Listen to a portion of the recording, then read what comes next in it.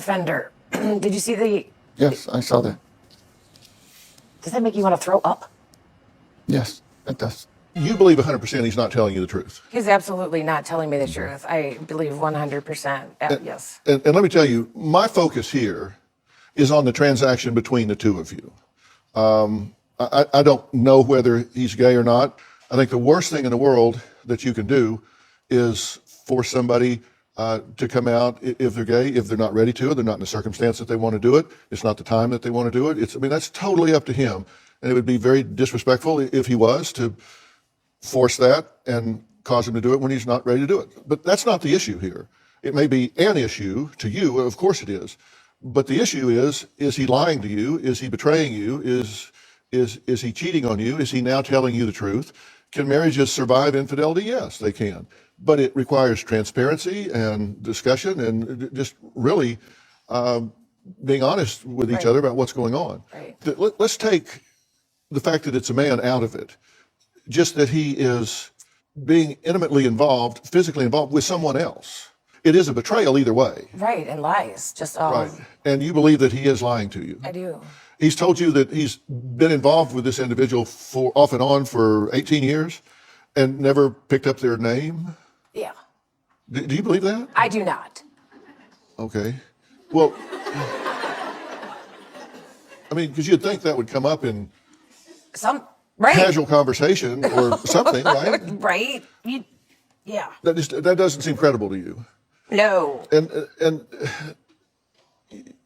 the other man won't answer your calls, right? He will not. And you think that's because there's a bigger secret there? I do. I think this guy's got something going. I think there's some deep stuff. Now, going he on. was involved with this person before your wedding, right? Correct. Apparently, yes. Okay, and you've been married how long? 17 years. So this predates the marriage because they've been Correct. knowing each other for 18 years. Correct. Or Okay. longer. And supposedly they were involved for 7 or 8 months 18 years ago. 7 or 8 months. Well, he apparently has told you something different. Let's compare what he's told us with what he's told you. Shall we do that? Yeah. Because there are some inconsistencies, I think, between what you've told us, he's told you, and what he's told us. He first told you that they met at a bar 18 years ago, and it was just a drunk hookup. He told us that they met on Craigslist, and it was a fling that lasted 7 or 8 months, and it only ended because he left the area. Then he tells you that it was a few times a couple of years ago, right? Yes. But then he told us that it's been the past 4 years on and off for about 6 months out of the year, and that there were sex 1 or 2 times a week. Is that different than what he's told you? Yes. Okay. And then he told you he went looking for him on Craigslist and found him. And he told us he went on Craigslist just looking for someone, anyone, for companionship. But he told you that he went looking for this guy, whose name he doesn't know, on Craigslist. Yes. How do you do that? Right? How do you do that? How in it doesn't happen. No. This has had a profound impact on you, correct? Because you had trouble with alcohol in the past, but you've been clean and sober for how long? 14 months. Okay. This happened 12 days ago, and you relapsed when this happened, correct? I drank for 3 days. You want a 3-day binge to just numb this I don't want out? to feel the pain. Well, Carter is here. He says his 4-year affair with a man was nothing but a fling. He says it means nothing to him. The affair with the man started 4 years ago. My affair was just an occasional fling. This man provided gratification for me. There was no emotions involved whatsoever. My fight with my wife Nicole was non-existent for years. I just want to know the truth. I've never had feelings for this man. Does this mystery man have a family? Is he cheating and lying? Do they have a special bond? I do not know the man's name. I would only see this guy at his apartment. I never confided anything to him. There were no conversations on the phone. It was all done in text, and they were just basically, or are you free? Are you available? We might text once or twice a week. I did see him mostly during the winter seasons. Carter also plays sports during the week, and they hooked up on those nights. It was easier for me to get away then. Carter would tell me that the game didn't start on time or the previous game ran late. 6 or 7 months ago, my wife and I were in the process of buying a new house, and I did end it with him. I did tell him I was moving out of state to do the right thing for my family. We just moved to this house. How is this supposed to work? Are you kidding me? I did reach out to him a few days before Nicole found out. I have told Nicole everything that has happened. I am not hiding anything else. I'm still angry. I said to her before you joined us, if you decide and you feel strongly in your heart that you're gay or bi, whatever, that's your business. It's your time to say so whenever you choose to say so. I hate it when somebody pushes somebody to do something they're not ready to do, so you're not going to hear that from me. What you are going to hear from me is that you owe it to her to be honest about what's going on in this relationship. And to me, that's important whether you're with a man or a woman, whether it's been 20 years, 5 years, 4 weeks, whatever. So putting aside who it's with, there are inconsistencies in what you've told us and what you've told her, and they can't both be right. So are you being completely honest and transparent with her about what you're doing? Yes. Well, because you're telling us a different set of facts than you're telling her in terms of how you met and when you see this person. And 7, 8 months before we met, you said it was a hookup, drunk hookup. I told her that it was at a bar. That I met him at a bar. That wasn't true. And a couple times, it happened a couple times. 7, 8 months. It wasn't every day, though. It was a couple times through the 7, 8 months. Mm-hmm. It was on and off during the winter season. On and off. Can we define what on and off really is? Look, there's not a dance card or a scorecard here. She's wanting to know how involved you are in this situation and if you're being transparent with her. On and off was maybe a couple weeks in a row, and then nothing for a couple weeks, and then maybe nothing for a month, and then maybe a couple weeks in a row. And you don't know his name? No, I do not. I never asked. So you don't know his name. You don't know anything about him. I mean, he could be married. He could be a criminal. He could be a offender for all you know. You don't. Correct. You know nothing about him. Right. And I thought you went on Craigslist looking for him. You just went on Craigslist looking for someone for some companionship in the men seeking men section. Maybe I was looking for him. Maybe he was out there, so I was looking at other men seeking men out there. Went on Craigslist looking for someone, anyone for companionship. To see if he was out there, because that's how I found him the first time, and I was comfortable with him the first time. That is not what they say that you said.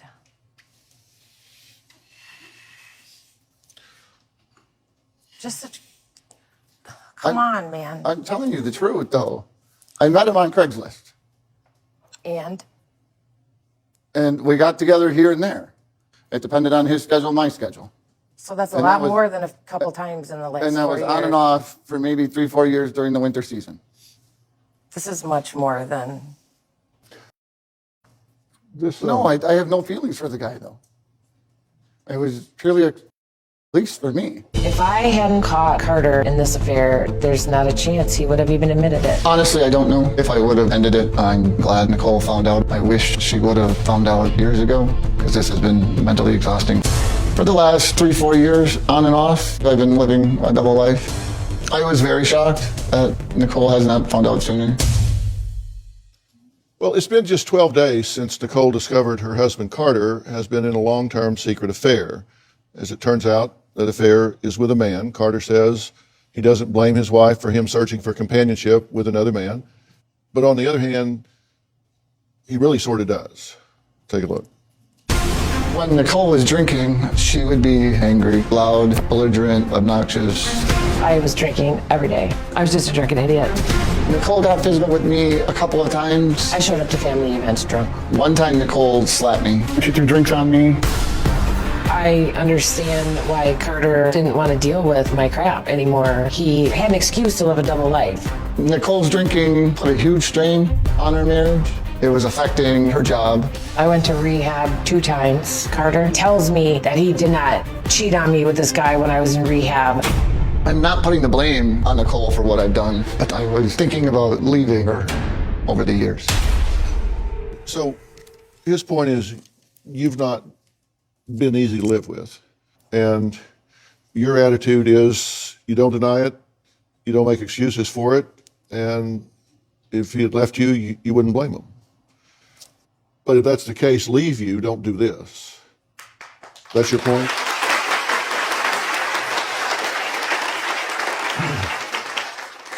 And don't tell me that you love me and that you want to be with me. I can never believe a word out of your mouth again, ever. Do you think this whole marriage has been a sham? Apparently, because I don't know this man who is supposed to be sharing our life together, lying from, I guess not the beginning, but really from the beginning. Well, again, this is not about whether he's gay or whether he's not, but I can tell you that people evolve across time. Their awarenesses evolve, their connection to themselves and who they are evolves across time. And trust me, there are people that start into relationships believing one thing, and as time goes on, their acknowledgement of who they are and their awareness has changed. So it doesn't mean that this has been a bait and switch or something from day one, or that it is now. But I understand. That's why I said, that aside, you feel a sense of betrayal, whether it's with a man or a woman, doesn't matter. That part aside, you feel a sense of betrayal here. Do you get that? Yes. In the past 8 months, you've only had any connection between the two of you, any intimacy between the two of you, like one time, right? My 3-day binge. It was during the 3-day binge? Who initiated that? Me. Mm-hmm. Why? I wanted to feel close. And how did you feel? Close. What do you want from him? Just the truth. Just leave if you want to leave. Just leave. If you want to be with a man, be with a man. I don't I care. don't want to be with a man, no. Well, apparently you don't want to be with me either. I do want to be with you. You said you didn't want to, or you couldn't because of the medication, or... Yes. I was trying to heal, and I'm sorry. That You don't have to I'm apologize. sorry. I was trying to learn how to live sober. And I just didn't feel any of that. I didn't want any of that. I'm sorry. Earlier this morning, I asked Carter to sit down with my colleague and very good friend, Coach Mike Baer. Now,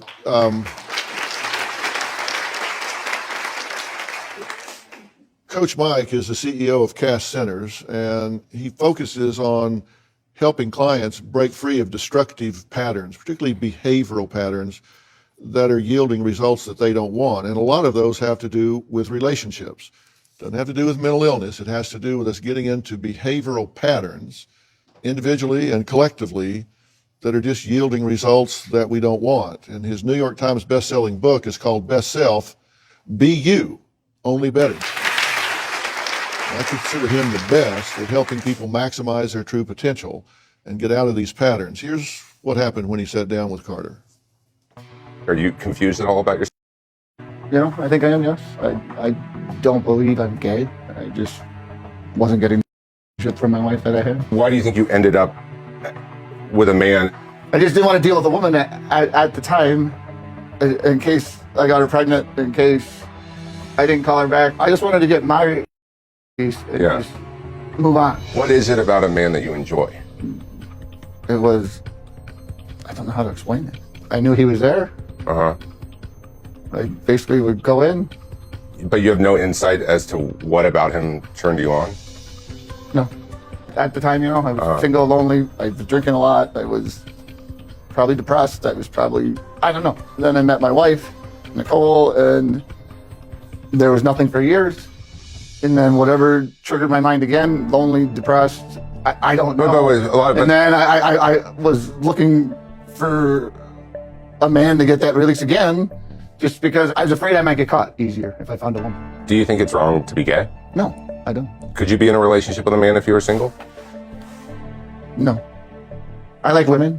I don't know. I just don't think I could. It seems to me that you're here because you want to make sure that your marriage stays intact. Yes, that's. And so anything you say, you may be scared that it could jeopardize that.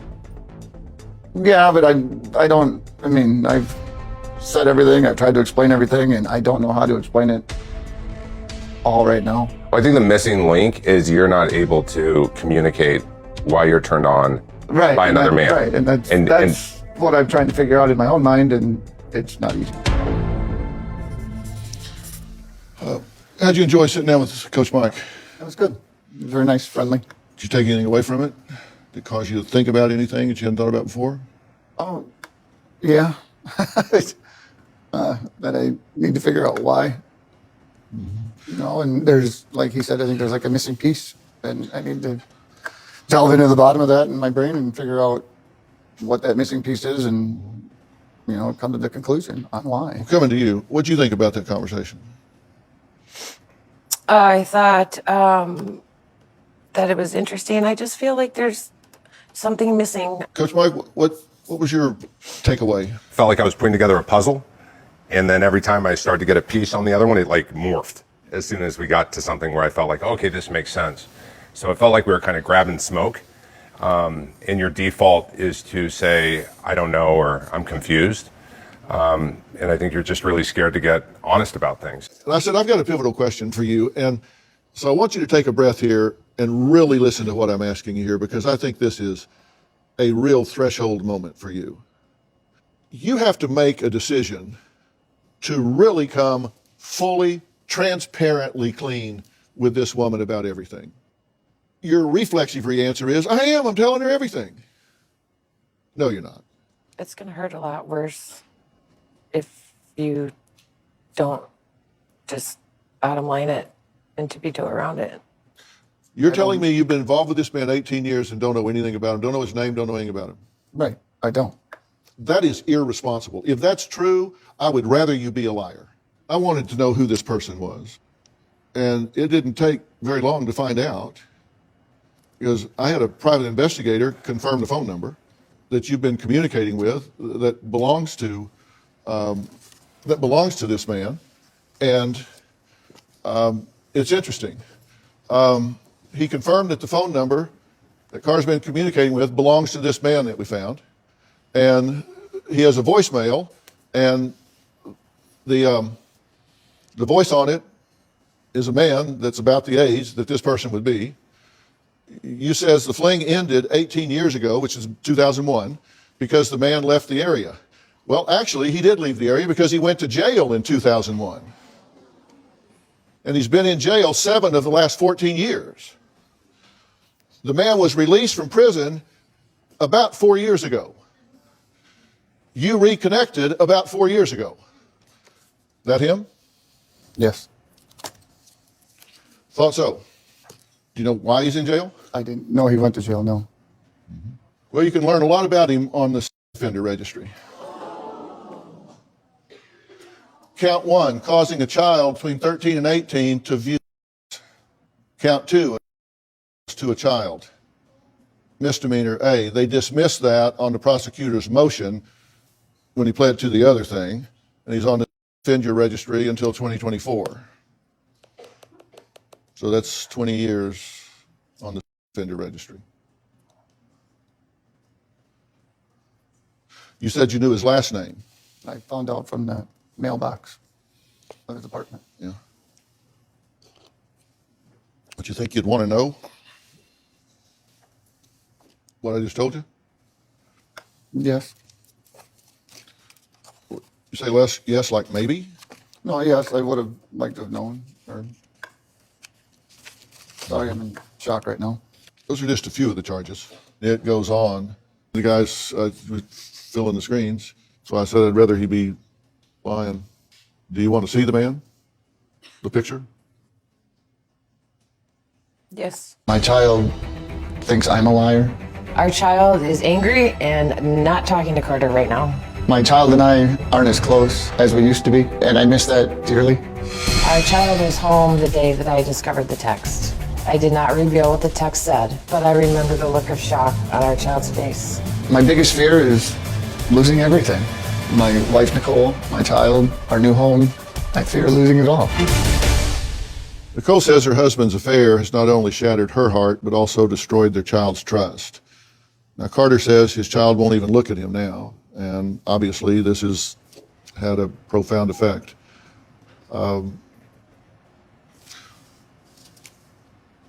What do you have to say to Nicole? I'm sorry. I feel horrible. Offender. Did you see the... Yes, I saw that. Does that make you want to throw up? Yes, it does. You keep going back to this guy. Does he know where we live? No, And you don't... I'm in shock right now too, and Come on. Well, I just informed Carter about the man that he's been involved with. Before the break, I asked Nicole if she wanted to see a photo of him. Do you want to see that photo? Yes.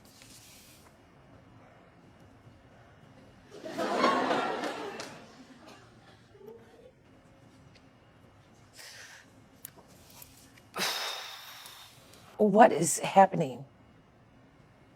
nothing's happening now. Oh my God, I can only imagine. There was... There wasn't. He That tried. is a And I said no. lie. Oh my God. So you never communicated that anything nature to him? Oh, I did.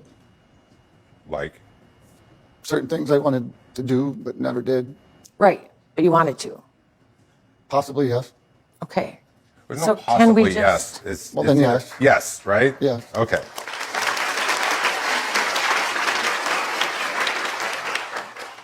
If that's who you are, But I don't I'm not believe- going to love I you don't any less. believe I'm going to that's love who I you am. less for keeping this charade and lying. And if that's what you want, let's find somebody safe. Let's like. I don't believe not that's be what I doing want. something I don't with a know right criminal now. that has a offender record. I don't believe that's what I want. I don't know right now. That's where I'm confused and torn and everything else. Now, let me be selfish on your behalf for a minute. You have coped and self-medicated with alcohol in the past. Are you vulnerable to going back to that with all this weighing on you when you leave here? Yes. Because I don't want that to happen. And if you need support during that time, then I want to give it to you. Let me tell you, the first 14 months, they're the toughest. And you got through those, and you've had a rough patch here. I don't want that to get all thrown away here.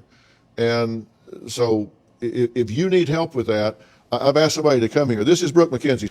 Brooke is the director of clinical outreach for the New Method Wellness, and as well as Deanna Crosby, who is the director of New Method Wellness. And this is a treatment center that utilizes solution-focused therapies like equine therapy, nutritional counseling, as well as family therapy. And I asked them to come here because I knew that you had had a bad relapse, and I wanted to offer you the help and support, whatever it needs to be, to get through this time and not sacrifice everything that you've worked so hard for. You guys get what's happening with her here, right? Absolutely. Nicole, one of the things I want to say is, wow, I'm really, really impressed with how you've shown up here today. And I want you to know that myself, Deanna, we're both here as your ally. We're both here as your advocate. It's so phenomenal that you've accomplished 14 months of sobriety. I can't imagine the work and commitment that that required. We want to stand up for you today, be here to support you, nurture you, embrace you. I think one of the key items that we can offer you is a discovery path of kind of understanding what your truth is. And we want you to be with us, to be sober with us, and we want to lend you some of the tools that are going to be required for you to navigate through this. And with your relationship with your husband, we're going to be there for you through all of that, okay? And we hope that you'll accept that gift. And one of the things that y'all do so well is involve the family in this. And I think you need somebody to help you untangle this ball of yarn. And I want to get you some professional help with that starting right now. And don't pull any levers in your relationship until you get this figured out. Can you do that? Mm-hmm. Will you take that help? Yes. Do you want the help? Yes, I think I need the help. Yes. Yeah, I agree. So, wow, that offender reveal was insane. I did not see that one coming. I don't think that the husband, Carter, wanted to know the truth about this other man's background, because if he did want to know the truth, he would have made some effort over the last 20 years to actually find him, to learn more about him. He would have known by now that this was his background if he wanted to know the truth, right? And he says that he's not romantically interested in other men, which is possible. It's possible for him to be bisexual, but heteromantic. So if he's heteromantic, it would mean that he's only interested in romantic relationships with women, but not with other men, and he would only have attraction to other men. And that's definitely possible, but I mean, he clearly doesn't know one way or another because he's not taken the time to fully explore and understand exactly who he is and what his attractions are. It's sad for the wife because, you know, she's kind of getting like half of a marriage right now. Her husband is not really present with her or available to her, and it seems like their intimacy plummeted while she was getting sober from alcohol. But I mean, that seems to come with the territory of marriage, right? Like that might happen. You don't go outside of the marriage just because of that. But what do you guys think about this? Do you think the husband is actually bisexual? Do you think that there's any chance for this marriage? And what do you think about this bombshell about this other man? This man is on the registry doing terrible things. So yeah, I don't even know what else to say. Y'all let me know what you think about this one. Drop it in the comments.